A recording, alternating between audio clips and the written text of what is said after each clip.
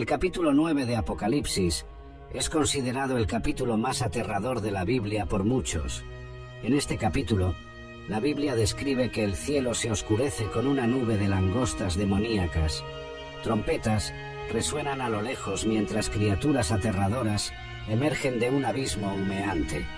Esta no es la descripción de una película de terror, sino una visión del futuro revelada en el libro de Apocalipsis.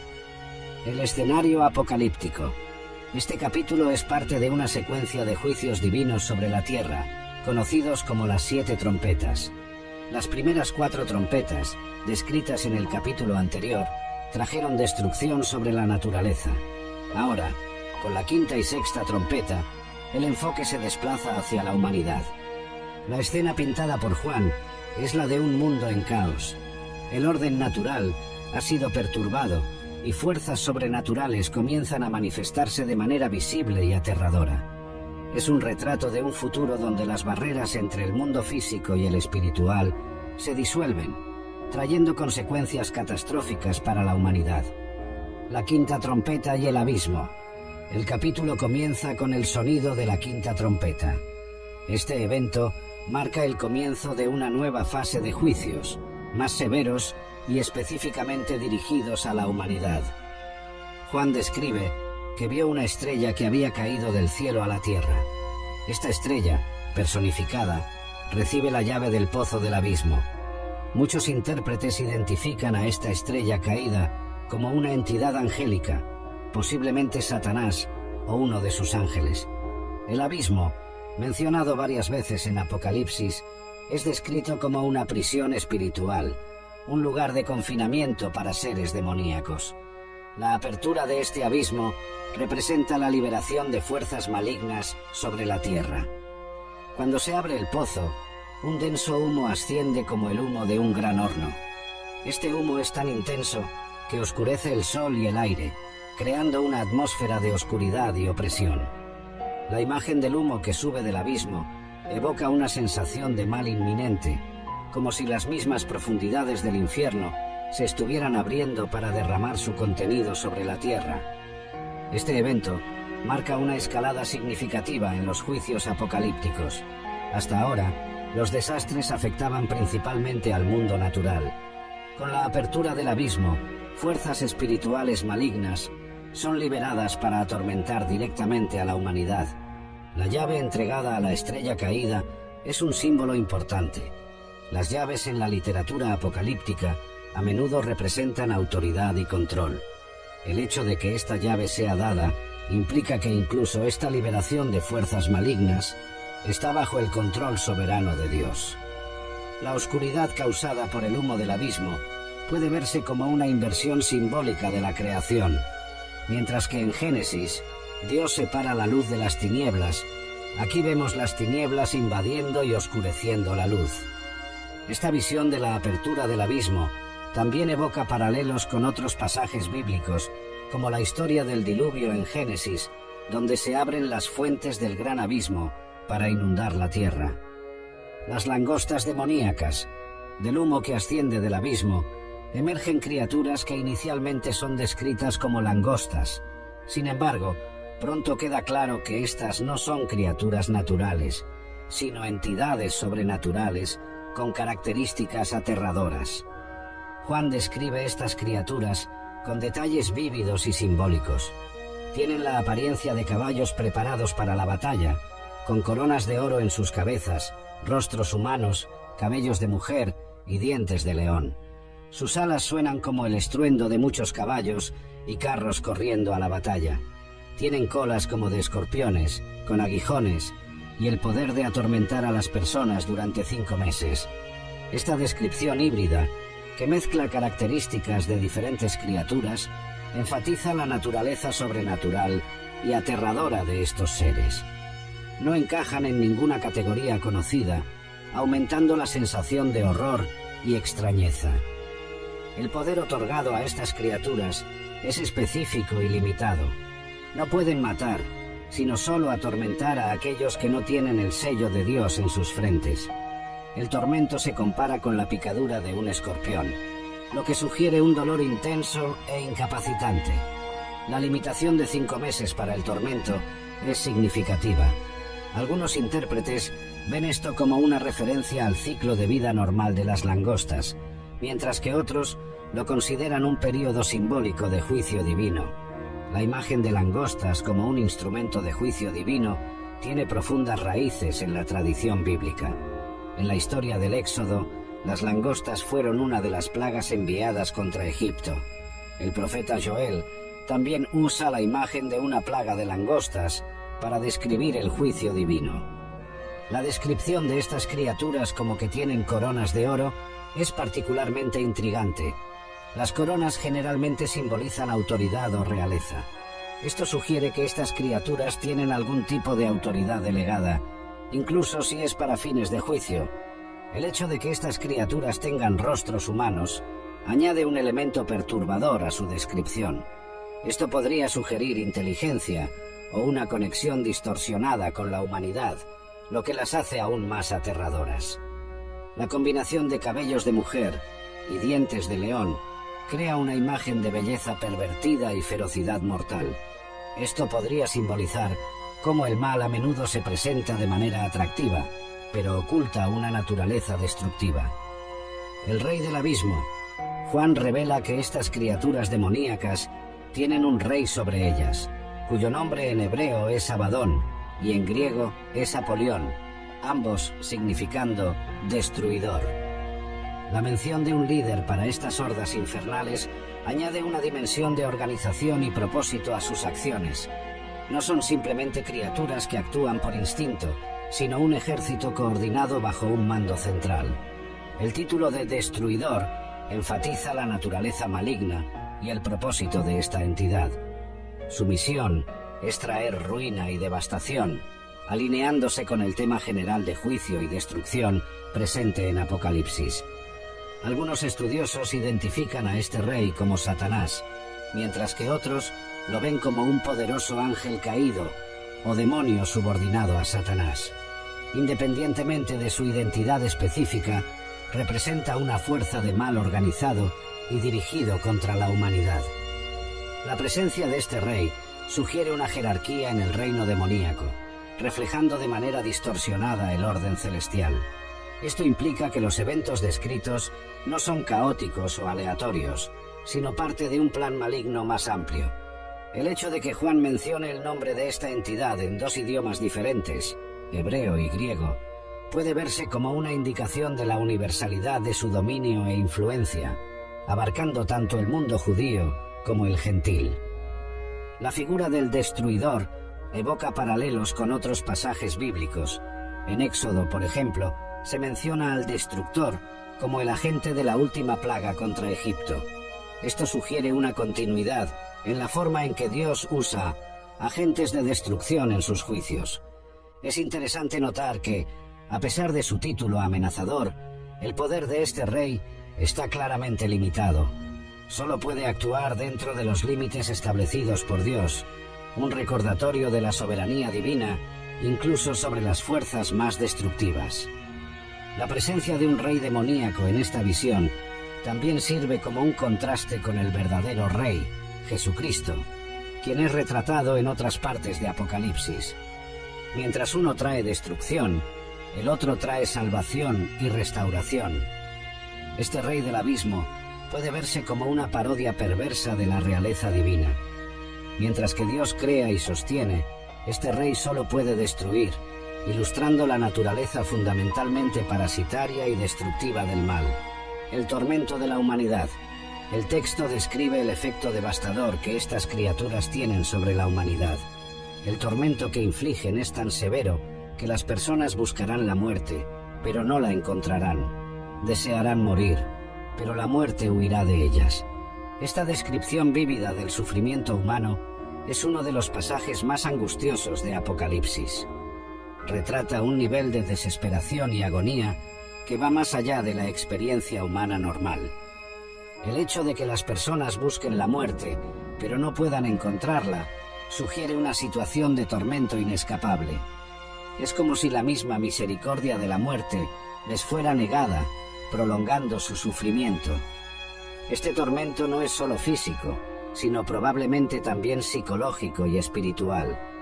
La naturaleza sobrenatural de las criaturas que lo infligen implica un tipo de aflicción que va más allá del dolor físico común. La incapacidad de escapar de este tormento a través de la muerte puede verse como una forma de juicio divino, obligando a las personas a enfrentar las consecuencias de sus elecciones y acciones. Este escenario plantea preguntas profundas sobre la naturaleza del sufrimiento, el libre albedrío y la justicia divina. ¿Por qué Dios permitiría tal tormento? ¿Cuál es el propósito de un sufrimiento del que no se puede escapar ni siquiera con la muerte? La búsqueda de la muerte como escape del sufrimiento es un tema que aparece en otras partes de la Biblia. Job, en su sufrimiento extremo, deseó nunca haber nacido. El profeta Elías, en un momento de desesperación, pidió a Dios que le quitara la vida. El deseo de morir, pero ser incapaz de hacerlo, crea una imagen poderosa de impotencia humana ante el juicio divino. Esto enfatiza que no hay escape o solución humana para esta situación. Solo Dios puede proporcionar alivio o redención. Este tormento inescapable también sirve como una metáfora poderosa para la naturaleza del pecado y sus consecuencias. Así como estas personas no pueden escapar de su tormento, el pecador no puede, por sus propios esfuerzos, escapar de las consecuencias espirituales de sus acciones. La descripción de este tormento como durando 5 meses es intrigante. Algunos ven esto como una referencia al ciclo de vida de las langostas, mientras que otros lo interpretan simbólicamente como un periodo de juicio limitado, enfatizando que incluso este sufrimiento intenso no es eterno. La sexta trompeta. Después del horror de la quinta trompeta, Juan oye el sonido de la sexta trompeta. Esta nueva fase de juicio es aún más intensa y devastadora que la anterior. Con el sonar de la sexta trompeta, Juan oye una voz que viene de los 4 cuernos del altar de oro que está ante Dios. Esta referencia al altar de oro evoca imágenes del tabernáculo y del templo del Antiguo Testamento, vinculando estos eventos apocalípticos a la historia de la relación de Dios con su pueblo. La voz ordena al ángel con la sexta trompeta: suelta a los 4 ángeles que están atados junto al gran río Éufrates. Esta orden marca el inicio de una nueva fase de juicio, más amplia y devastadora que la anterior. La mención específica del río Éufrates es significativa. En la historia bíblica y en la geografía antigua, el Éufrates era frecuentemente visto como una frontera entre el mundo conocido y el desconocido, entre la civilización y las tierras bárbaras. Los 4 ángeles mencionados aquí son descritos como atados, lo que sugiere que son ángeles caídos o fuerzas demoníacas que habían estado contenidas hasta ahora por decreto divino. El hecho de que estos ángeles estuvieran atados y ahora sean liberados implica que los eventos que siguen son parte de un plan divino más amplio, aunque involucren fuerzas malignas. Dios está en control, permitiendo que estos juicios ocurran en su tiempo determinado. La liberación de estos 4 ángeles representa una escalada dramática en los eventos apocalípticos. Mientras la quinta trompeta trajo tormento, la sexta trompeta traerá muerte en una escala sin precedentes. El número 4, frecuentemente usado en la Biblia para simbolizar totalidad o universalidad, 4 vientos, 4 rincones de la tierra, sugiere que este juicio afectará a toda la tierra. La referencia al Éufrates también evoca memorias de las antiguas invasiones asirias y babilónicas, que en la historia de Israel vinieron de esa dirección como instrumentos de juicio divino. Esta visión plantea preguntas intrigantes sobre la naturaleza y el propósito de estos ángeles atados. ¿Por qué fueron confinados? ¿Por qué son liberados ahora? ¿Cuál es su papel específico en el plan divino? La imagen de ángeles siendo soltados para traer juicio contrasta fuertemente con otras visiones angélicas en Apocalipsis, donde los ángeles son retratados como mensajeros o agentes de bendición divina. Esta progresión de juicios, cada uno más severo que el anterior, sirve para aumentar el sentido de urgencia y la gravedad de la situación. El tiempo para el arrepentimiento se está agotando a medida que los eventos apocalípticos se desarrollan. El ejército de 200 millones. Con la liberación de los 4 ángeles, se moviliza un ejército de proporciones inimaginables. Juan describe una fuerza de caballería de 200 millones de soldados. El número 200 millones es astronómico, especialmente considerando el contexto histórico de Juan. En ese momento, se estimaba que todo el Imperio Romano tenía una población de unos 50 millones. Este ejército, por lo tanto, es 4 veces mayor que toda la población del mayor imperio conocido por Juan. La magnitud de este ejército sugiere una fuerza avasalladora, algo más allá de la comprensión humana normal. Puede interpretarse literalmente como un ejército físico de proporciones inéditas, o simbólicamente como una fuerza espiritual de inmenso poder. Algunos intérpretes ven en este ejército una referencia a las naciones del Oriente, como China, que hoy tiene la capacidad de movilizar un ejército de esta magnitud. Otros lo interpretan como una fuerza demoníaca sobrenatural. Independientemente de la interpretación específica, la imagen transmite la idea de un poder aplastante, una fuerza contra la cual la resistencia humana parece inútil. La descripción de este ejército, como viniendo del Éufrates, también evoca imágenes de las antiguas invasiones asirias y babilónicas, que en la historia de Israel vinieron de esa dirección como instrumentos de juicio divino. El tamaño de este ejército sirve para enfatizar la severidad y la magnitud del juicio que está por venir. No es un conflicto localizado o limitado, sino algo que afectará a toda la tierra. La precisión del número, 200 millones, es intrigante. Algunos lo ven como un número literal, mientras que otros lo interpretan simbólicamente como representando una fuerza incontable o insuperable. Esta visión de un ejército inmenso también puede verse como un contraste con el pequeño rebaño de fieles mencionado en otras partes del Nuevo Testamento. Mientras el pueblo de Dios puede parecer pequeño y débil, las fuerzas del mal son retratadas como numerosas y aparentemente poderosas. La movilización de un ejército tan vasto plantea preguntas sobre el propósito divino detrás de estos eventos. ¿Por qué Dios permitiría que una fuerza tan aplastante se reuniera? ¿Cuál es el objetivo final de este juicio en tan gran escala? La descripción de los caballos y jinetes. Juan continúa describiendo a los caballos y sus jinetes con detalles vívidos y simbólicos. Esta descripción enfatiza la naturaleza sobrenatural y aterradora de este ejército. Los jinetes son descritos como llevando corazas de fuego, de jacinto y de azufre. Estos colores, rojo, azul y amarillo, pueden simbolizar diferentes aspectos del juicio divino o simplemente enfatizar la naturaleza sobrenatural de estos seres. Las cabezas de los caballos son descritas como cabezas de leones, simbolizando fuerza y ferocidad. De sus bocas salen fuego, humo y azufre, elementos frecuentemente asociados con el juicio divino y el infierno en la literatura bíblica. Esta descripción mezcla elementos naturales y sobrenaturales, creando una imagen de criaturas que desafían la comprensión normal. Son a la vez familiares, caballos, leones, y completamente alienígenas, cabezas de león en cuerpos de caballo, fuego saliendo de sus bocas. El fuego, el humo y el azufre que salen de la boca de los caballos son descritos como las 3 plagas responsables de matar a 1/3 de la humanidad.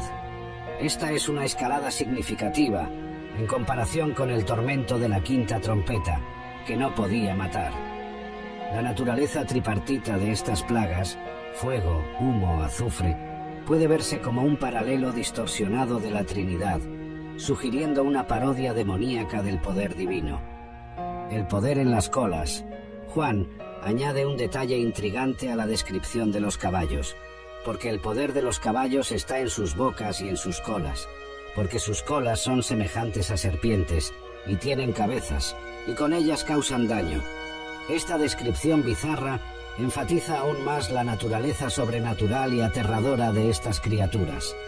Tienen poder tanto en la parte delantera, boca, como en la trasera, cola. lo que las hace doblemente peligrosas. La imagen de colas como serpientes con cabezas evoca asociaciones con el mal y el engaño, reminiscente de la serpiente en el jardín del Edén. Esto sugiere que estas criaturas no solo matan, sino que también engañan y corrompen. El hecho de que las colas tengan cabezas propias implica una inteligencia o voluntad separada, lo que hace que estas criaturas sean aún más impredecibles y peligrosas. Esta descripción de poder, tanto en la parte delantera como en la trasera, puede simbolizar la naturaleza abarcadora e ineludible de este juicio. No hay a dónde huir ni esconderse de estas criaturas.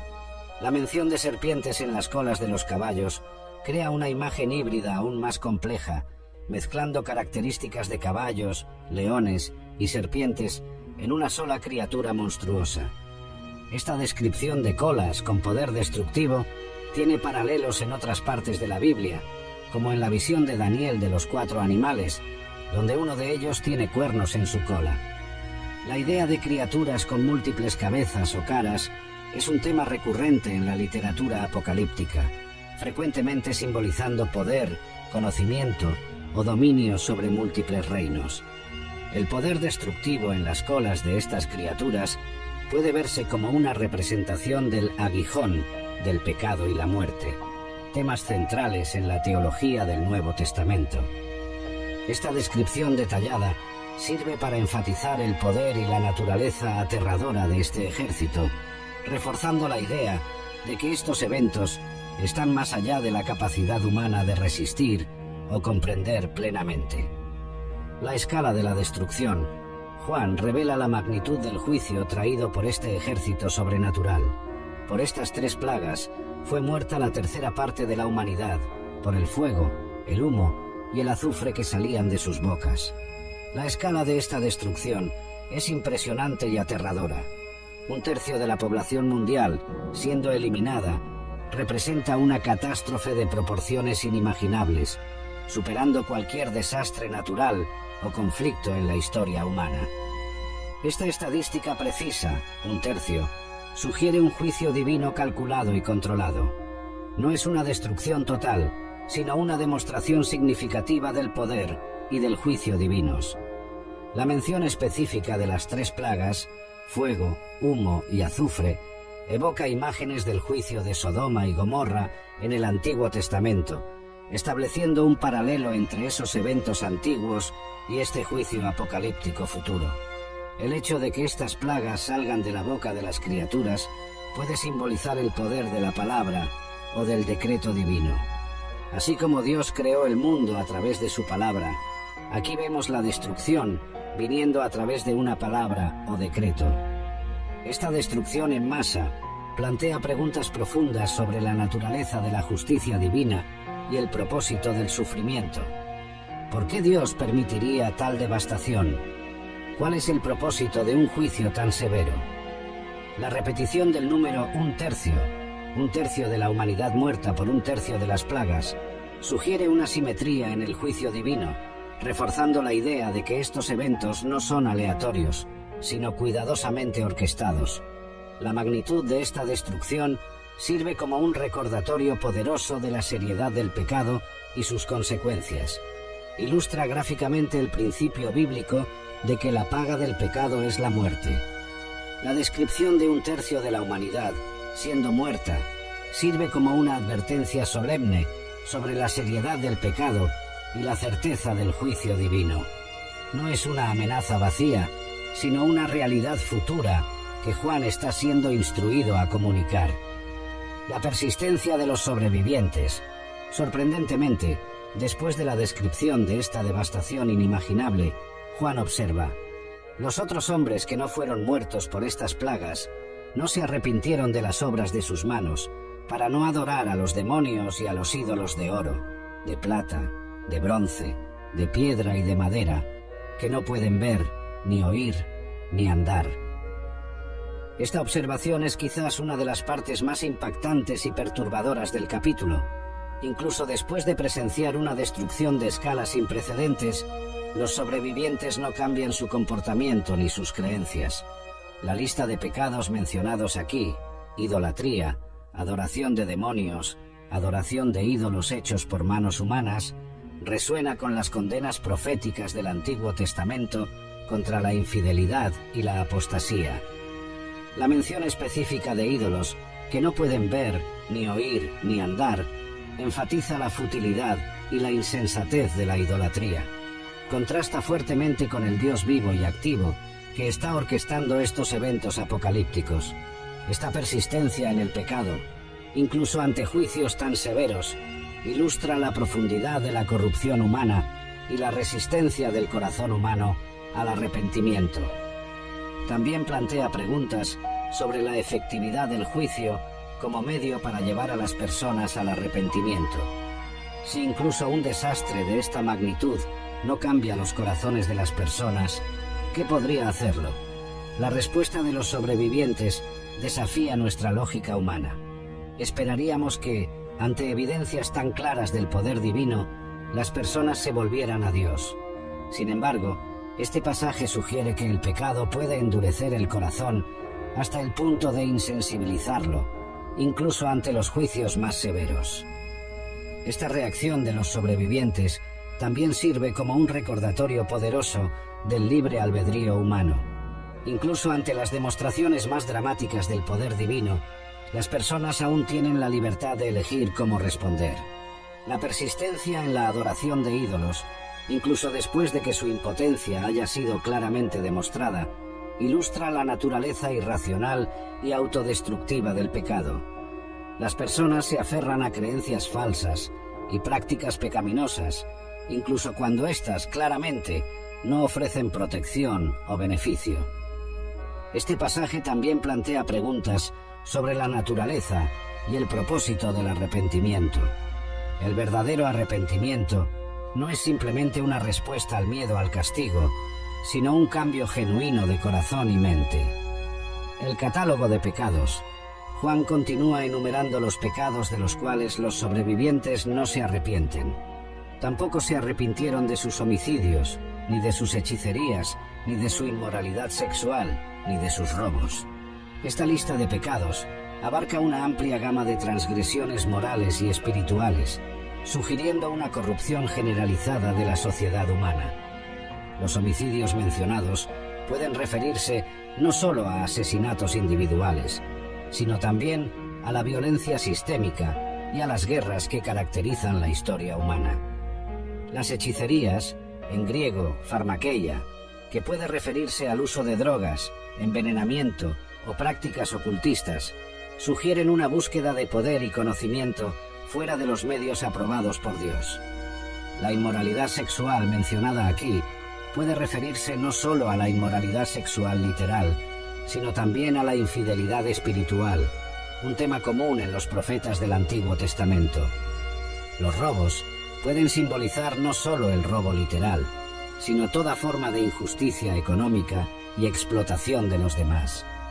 Esta lista de pecados, combinada con la idolatría mencionada anteriormente, pinta un cuadro de una sociedad que ha rechazado completamente las normas morales y espirituales de Dios. La especificidad de esta lista sugiere que estos no son pecados abstractos o genéricos, sino prácticas concretas y prevalentes en la sociedad humana. Es notable que esta lista incluye pecados tanto contra Dios, idolatría, hechicería, como contra el prójimo, homicidio, robo, reflejando los dos grandes mandamientos de amar a Dios y al prójimo. La persistencia en estos pecados, incluso después de juicios tan severos, ilustra la profundidad de la depravación humana y la tenacidad del pecado en el corazón humano. La naturaleza del arrepentimiento.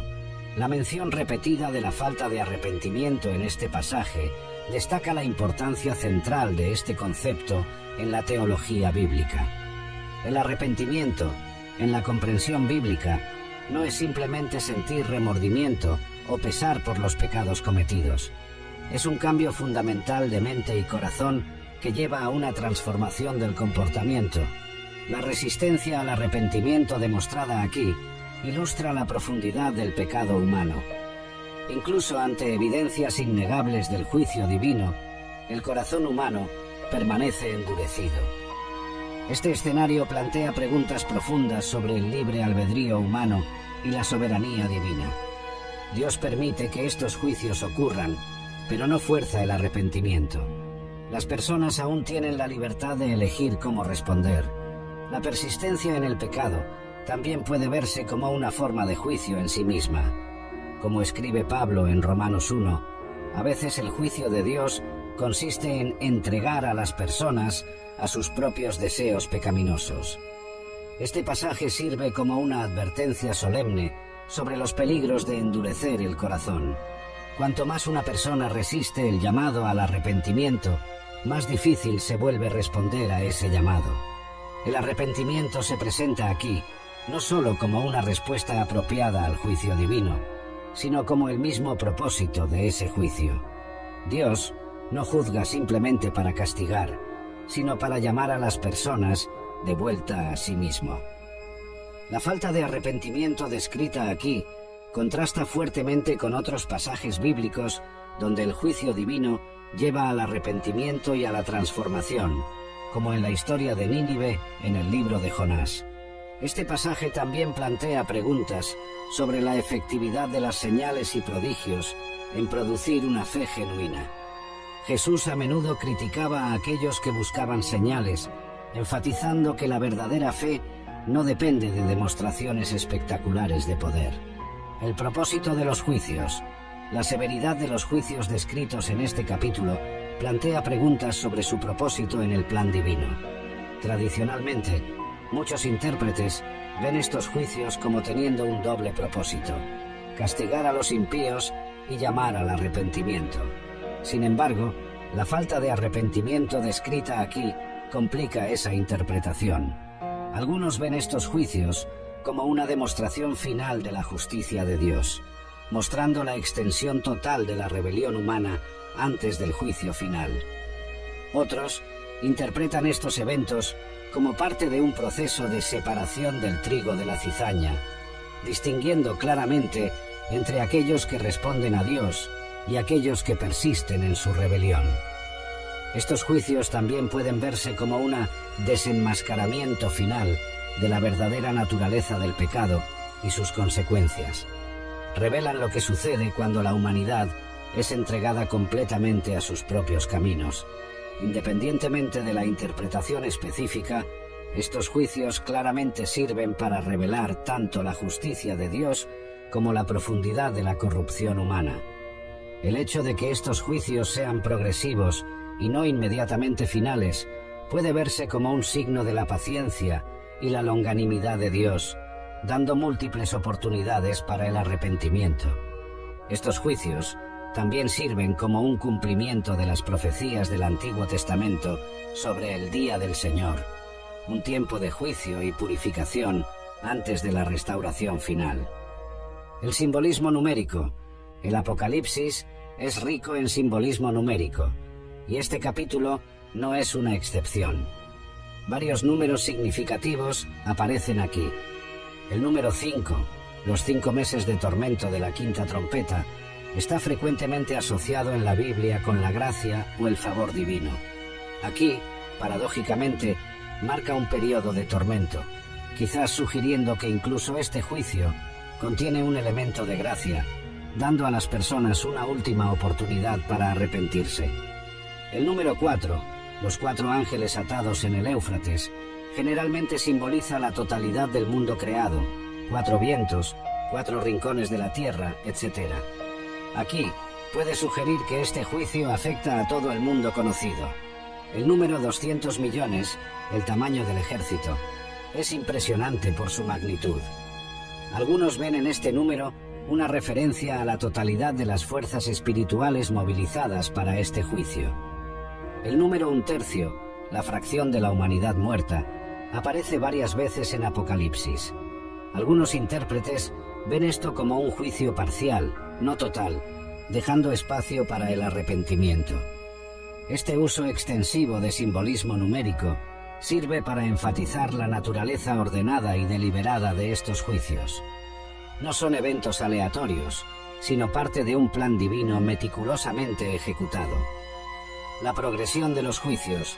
El capítulo 9 marca una escalada significativa en la severidad de los juicios apocalípticos. Las primeras 4 trompetas, capítulo 8, afectaron principalmente al mundo natural, tierra, mar, ríos y cuerpos celestes. Ahora, con la 5ª y 6ª trompeta, el enfoque se desplaza directamente hacia la humanidad. Esta progresión puede verse como un reflejo del orden de la creación en Génesis 1, donde la humanidad es creada por última. Aquí, el juicio sigue un orden similar, culminando con la humanidad. La escalada también se ve en la naturaleza de los juicios. La 5ª trompeta trae tormento, pero no muerte. La 6ª trompeta trae muerte a una escala masiva. Esta progresión sirve para aumentar el sentido de urgencia y la gravedad de la situación. Cada nuevo juicio es más severo que el anterior, lo que sugiere que el tiempo para el arrepentimiento se está agotando. La progresión también puede verse como un reflejo de la paciencia divina. Dios no comienza con el juicio más severo, sino que aumenta gradualmente la intensidad, dando múltiples oportunidades para el arrepentimiento. Esta progresión de juicios también refleja un patrón visto en otras partes de la Biblia, como en las plagas de Egipto, donde cada plaga era más severa que la anterior. El cambio de enfoque de los elementos naturales a la humanidad enfatiza la centralidad del ser humano en el plan divino. Aunque la creación sufre, el verdadero objetivo del juicio es el corazón humano rebelde. Esta progresión también sirve para demostrar la futilidad de la resistencia humana al plan divino. Ninguna medida de obstinación o rebelión puede detener el avance inexorable del juicio de Dios. Finalmente, esta progresión de juicios crea un sentido de movimiento y narrativa en Apocalipsis, llevando al lector a anticipar el clímax final de la historia de la redención. El papel de los ángeles.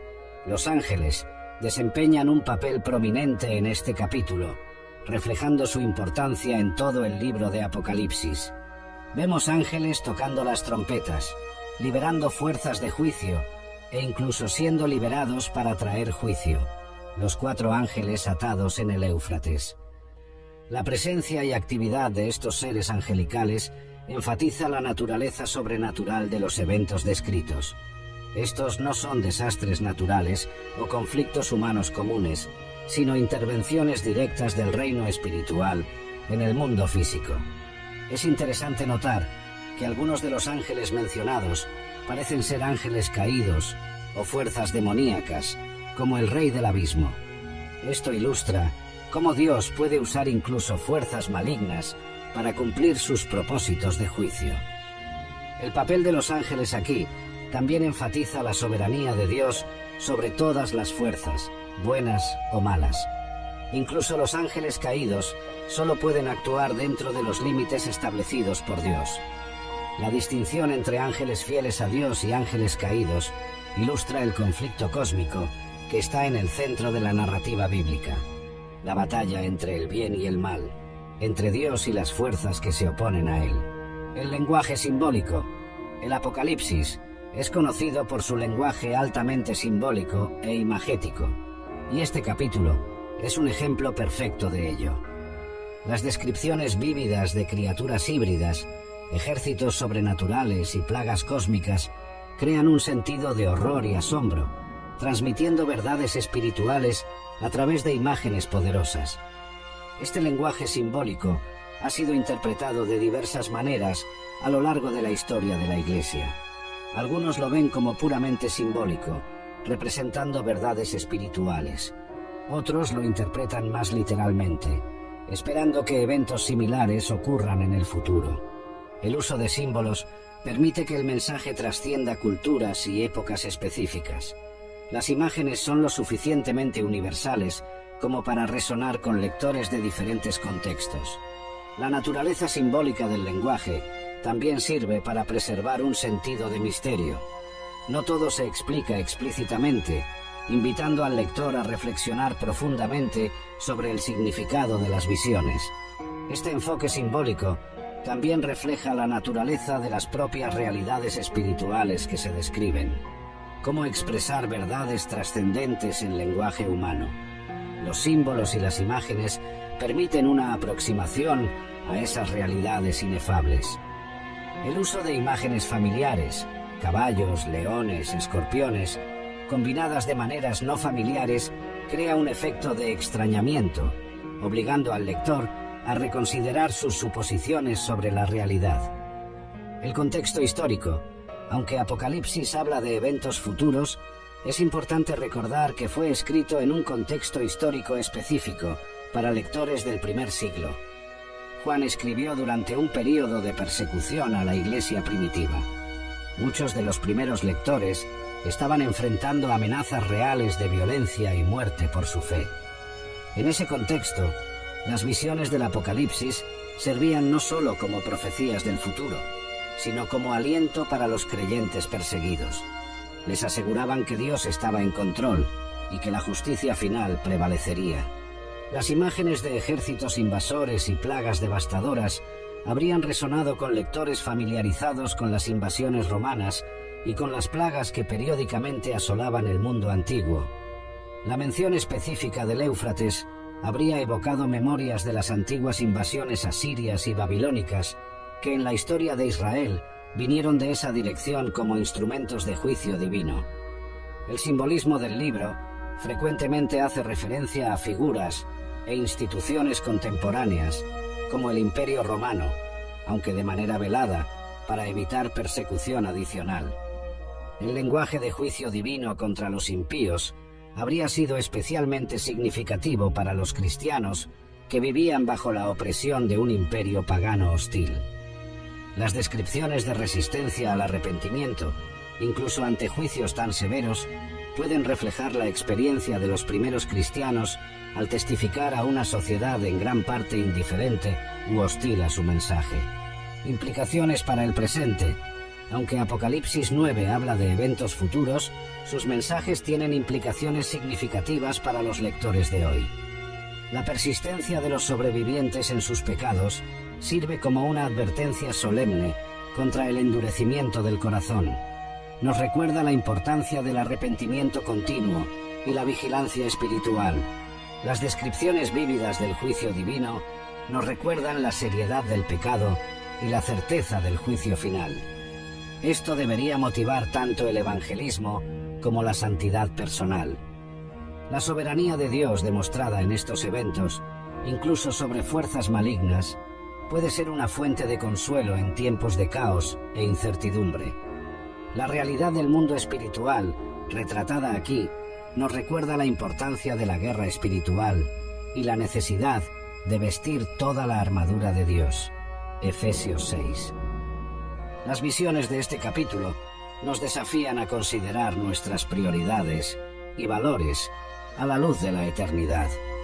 ¿Qué diferencia hace en nuestras vidas diarias saber que estos eventos pueden ocurrir en el futuro? La falta de arrepentimiento entre los sobrevivientes nos alerta sobre el peligro de volvernos insensibles a las advertencias y llamados de Dios en nuestras propias vidas. Las descripciones de juicio divino nos recuerdan la importancia de buscar y promover la justicia en nuestra sociedad, sabiendo que Dios juzga no solo a individuos, sino a naciones y culturas. La naturaleza global de los eventos descritos enfatiza la universalidad del plan de Dios y nos llama a una visión del mundo que trascienda fronteras nacionales y culturales. Las imágenes vívidas de destrucción y sufrimiento nos desafían a considerar cómo podemos ser agentes de esperanza y consuelo en un mundo frecuentemente caracterizado por el dolor y la desesperación. Finalmente, la severidad de los juicios descritos aquí destaca la magnitud del amor y de la gracia de Dios. El hecho de que Dios ofrezca perdón y reconciliación a través de Cristo, evitando que enfrentemos tales juicios, es verdaderamente maravilloso.